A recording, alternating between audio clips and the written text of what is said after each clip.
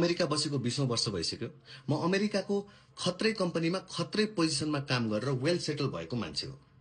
अब म नेपाल पनि आउँदिन, किन भन्दाखेरि मेरो खुट्टालाई नेपालको माटो सुहाउँदैन। तर अब म के चाहिँ गर्छु भन्दाखेरि एउटा युट्युब च्यानल खोल्छु अमेरिकामै बसेर, र अमेरिकामै बसेर नेपालभित्र बस्ने नेपालीहरूलाई देश डुबिसक्यो भनेर प्रमाणित गरिदिन्छु। अब म नेपालमा बसेका 2-4 जना धनाढ्यहरूको बारेमा भन्दा सबै नेपालीहरूलाई गरिब भएको महसुस गराइन्छु।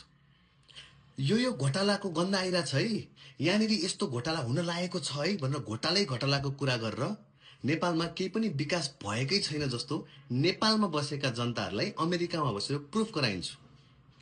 म नेपालका कम्पनीहरू जसले युएस एडको पैसा पाएका छन् तिनीहरूले खाएका जस्तो बनाइदिन्छु। कोले युएस एडको पैसा पायो भनिदिन्छु, तर पाएर के गलत काम गर्यो चाहिँ भन्दिनँ, ताकि युएस एडको पैसा लिने जति सबै दोषी नै हुन् भन्ने नेपालीहरूलाई लागोस्। र यो कुराको लागि मलाई एकदम धेरै सपोर्ट गरिदिनुस् भन्ने युट्युबरको पछाडि जय जयकार गर्नेको लावा लस्कर देखेर पनि मलाई अचम्म लाग्छ। हामी त नेपालमा छौँ नि यार। आफ्नो गाउँ आफ्नो ठाउँको समस्या 20औं वर्ष अमेरिका बस्ने नेपालै नआउने युट्युबरको कुरा सुनेर अनि मात्तिर हुन्छ। आफ्नो गाउँको कुरा आफ्नो ठाउँको कुरा त आफ्नै आँखाले गएर हेर्ने हो क्या, आफै पत्ता लगाउने हो ठिक हो कि बेठिक हो भनेर। 7 समुद्र पारीमा भनेकाले के भन्छन्, उहाँ नै हो मान उहाँ नै हो विद्वान भनेर हुन्छ।